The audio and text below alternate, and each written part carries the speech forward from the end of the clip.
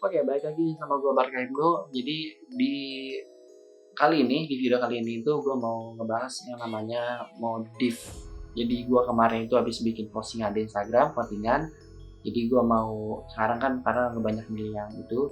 Jadi judul untuk video ini itu adalah modif motor secara benar. Itu menurut gua ya, versi gua gitu. Jadi kalau misalnya lu punya referensi lain atau menurut lu kayak gimana, ya lu nanti tolong tulis di komentar aja menurut lu tuh gimana bagusnya gitu. Kalau ini sepengalaman gua main motor, gua diajarin sama teman-teman gua dan senior gua tuh kayak begitu. Oke, kita masuk aja langsung ini ya, ngebahas apa itu kayak modif-modifnya apa aja gitu. Nah, ini dulu gue bakal ngasih tau dulu. Jadi di modif kali ini itu modif yang gue ya, maksudnya yang secara racing gitu. Nah kan karena gue kan modif racing gitu kan. Nah jadi yang pertama itu menurut gue, kalau misalkan lu mau modif motor itu menurut gue ya modif luaran dulu deh gitu. Karena kenapa modif luaran? Modif luaran itu kalau modif luaran itu pertama itu motor tuh nambah ganteng tuh, udah pastinya dong nambah ganteng. Udah kedua juga ya enak dilihat gitu. Udah gitu fungsinya juga emang harus di luaran dulu, kayak gitu ya. Oke, modif yang luaran ini tuh apa sih gitu? Nah di modif luaran ini itu yang pertama itu adalah kaki-kaki. Nah ini tuh tergantung nih, lu tuh mau apa gitu. Maksudnya lu tuh konsepnya mau gimana gitu. Itu harus tentuin juga konsepnya. Dan misalkan lu mau pakai ukuran kaki-kaki itu ya, velg sama ban. Jadi bagian roda lah ya. Terusnya bagian roda itu lu mau pakai apa tuh? Misalkan lu mau pakai merek-merek lain atau looknya mau kayak gimana. Nah, tapi lu juga harus mementingkan yang namanya itu ketahanan, durability-nya di si velg itu tuh kayak gimana gitu. Terusnya itu juga tuh di bagian shock breaker juga termasuk kaki-kaki kan. Jadi shock breaker ini tuh kalau misalkan lu modif, shock breaker ini tuh lu ganti yang ribbon ya, yang ribbon. Nah kenapa yang ribbon? Pertama dia tuh ada adjustable-nya, kayak settingan gitu. Jadi ada yang keras, ada yang empuknya. Nah kalau misalkan nih itu buat apa sih gitu? Menurut gue ya, berat badan lu berapa, di setting pakai kekerasan berapa gitu. Jadi kalau setahu gue fungsi gue gitu. Jadi buat naik turunnya si shock breaker itu. Kalau misalnya itu juga, tapi harus dihitung juga sih sama berat badannya juga gitu. Maksudnya disesuaikan sama yang bakal nunggangin motor itu gitu. Itu untuk shock breaker belakang pakai ribbon. Nah kalau shock breaker depan itu menurut gue tuh harus di ribbon ulang ya. Kalau misalnya shock breaker standar juga bisa sih di ribbon. Tapi ada juga yang sepengalaman gue tuh sama teman-teman gue tuh, gue pernah ganti ngeribon shock itu, olinya itu nggak pakai oli shock tapi pakai oli mesin, pernah oli gardan pernah. Terusnya ada juga kalau misalkan si shock breaker ini tuh olinya oli shock breaker, cuma takarannya itu ditambahin sekitar berapa mili gitu, gue juga sekitar 10 apa berapa gitu. Jadi standarnya, misalkan standarnya 70 mili, lalu tambahin jadi 85 atau 90 gitu. Nah jadi kayak gitu ya. Modif ini bagian pengereman. Nah pengereman ini tuh fungsinya tuh udah lumayan itu ya, apalagi lu main mesinnya kencang, itu pengereman itu harus lebih dulu. Tapi menurut gua cara yang bener itu adalah upgrade pengereman dulu ketimbang mesin. Karena kenapa? Untuk safety, yang namanya safety itu kita tuh harus ya. Terusnya karena kalau misalkan rem lu nggak upgrade dan performa mesin lu kencang, lu ngeremnya mau kayak gimana gitu, takutnya nyelonong gitu. Kita nggak pada tahu ya. Oke, di bagian pengereman ini tuh apa aja gitu ya. Bagian pengereman ini tuh kira-kira apa aja gitu yang harus lu modif gitu. Bagian pengereman itu adalah mas rem, kedua selang rem, ketiga kaliper, keempat piringan. Kalau lu pakai piringan, pakai itu piringannya. Nah ini gue bagian depan dulu ya. Bagian depan itu mas rem, selang rem, terusnya piringan dan kaliper. Mas rem ini buat apa sih gitu, maksudnya buat memompa si udara ini gitu. Kalau misalkan standarnya motor Jupiter MX itu kan 11 diameter. Nah gua upgrade dengan pakai aftermarket gitu, itu yang berdiameter 14. Itu menurut gua untuk motor bebek lumayan cukup lah ya gitu. Kan ada juga tuh yang big bike-nya, yang maksudnya yang khusus big, yang motor-motor gede gitu, yang motor besar ke atas tuh ada tuh yang khususnya juga. Nah kalau gue nih pakai motor bebek kayak MX itu menurut gue 14 juga udah lumayan cukup ya, udah cukup lah. Begitu selang rem gue ganti. Nah selang rem ini ganti biar apa ya, gue juga nggak tahu itu. Pokoknya kalau misalkan kata temen gue, kalau misalkan lu mau ini ya selang remnya juga harus ganti. Entah itu misalkan selang remnya itu diameter di dalamnya lebih gede atau gimana, gue juga kurang tahu gitu ya. Tapi kalau setahu gue sih, kalau misalnya lo upgrade pengereman, pasti kalau gua ganti selang rem juga gitu. Itu kalau misalnya itu lo mungkin bisa cari tahu apa penyebabnya ya. Terusnya kaliper.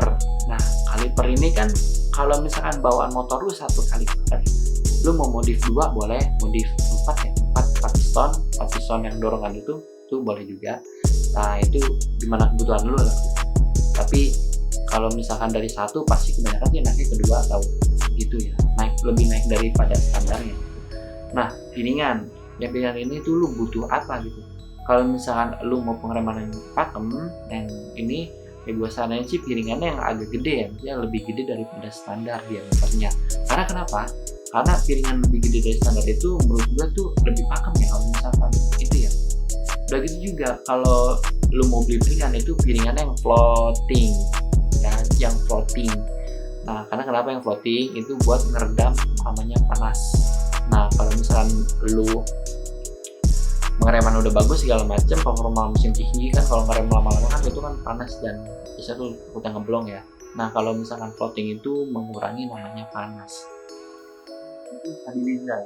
Nah stabilizer ini itu fungsinya untuk apa sih gitu, kayak stabilizer itu apa aja sih gitu.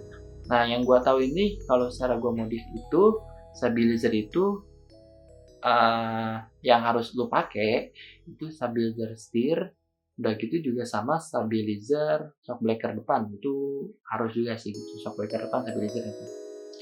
Nah fungsinya buat apa sih gitu, motor bebek nih, jadi motor bebek misalkan udah gitu performa mesin tinggi, otomatis lu butuh yang namanya kestabilan dari setir dong gitu. Kalau misalnya mau kecepatan tinggi dan tenaga lu gede-gedean, kalau lu harus di jalan itu harus yang kira-kira itu yang itunya harus yang apa ya, lebih stabil. Nah jadi stabilizer setir itu perlu. Stabilizer setir tuh yang spang itu stabilizer kayak gitu tuh harus gitu. Karena kenapa? Jadi teman gue pernah tuh dia bore up sampai 180 sih, 180. Udah gitu dia pas lagi kencang itu kebanting setirnya gitu. Karena dia ya gue juga kurang paham sih itu sebenarnya kayak, tapi saya sih itu keseimbangan dari setirnya juga gitu. Nah itu stabilizer itu harus tuh perlu. Nah yang ada juga stabilizer setir atau stabilizer itu ada juga stabilizer namanya stabilizer shock breaker depan. Nah stabilizer shock breaker depan itu fungsinya itu gini, kalau misalnya untuk buat nikung nih udah enak semua, itu kan shock breaker kan kanan kiri itu. Nah shock breaker kanan kiri ini lo tuh harus apa namanya sejajar, maksudnya dalam kata kayak lu nikung ini gerak naik turunnya bareng gitu, jangan sampai nggak bareng gitu. Soalnya kenapa ya, itu juga kurang tahu juga sih. So gue kalau misalkan itu naik turunnya kurang bareng itu kurang stabil gitu, berasa juga kayak nge-gloyer gitu. Ya juga ini udah tuh kita modif luaran udah cukup ya menurut juga ya untuk kestabilan anak-anak racing gitu. Biasanya modif performa. Nah modif performa ini itu lu harus apa sih modif yang pertama itu?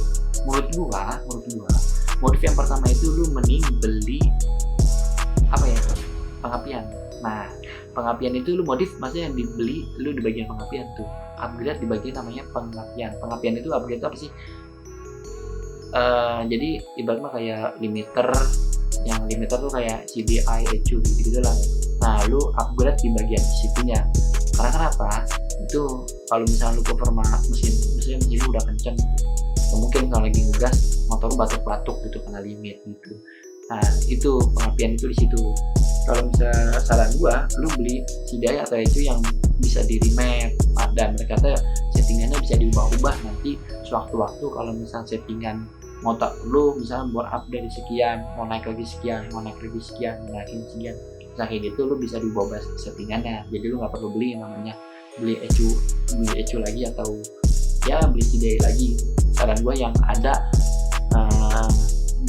pokoknya bisa disetting ulang lah gitu sesuai dengan kebutuhan. Terusnya yang kedua itu untuk modif performa itu ada di bagian kopling.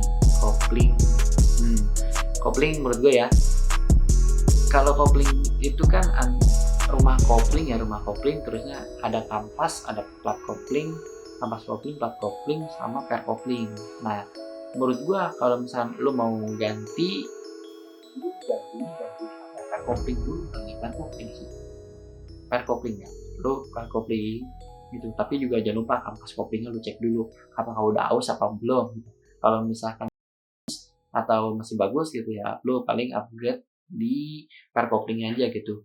Pair koplingnya ini lu misalkan nambahin kerasnya sesuai kebutuhan gitu. Kayak misalkan lu buat harian ya lu jangan terlalu keras banget kan, kasihan ini lu kasihan dong, soalnya itu berat banget kalau misalnya lagi macet, nggak enak banget gitu.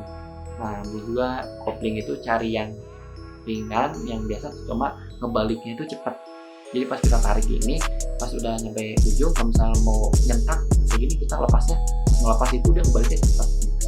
Tapi jangan terlalu berat juga, kasihan kalau misalnya lu pakai harian itu nggak enak. Terusnya yang ketiga ini itu lu upgrade di bagian blockhead.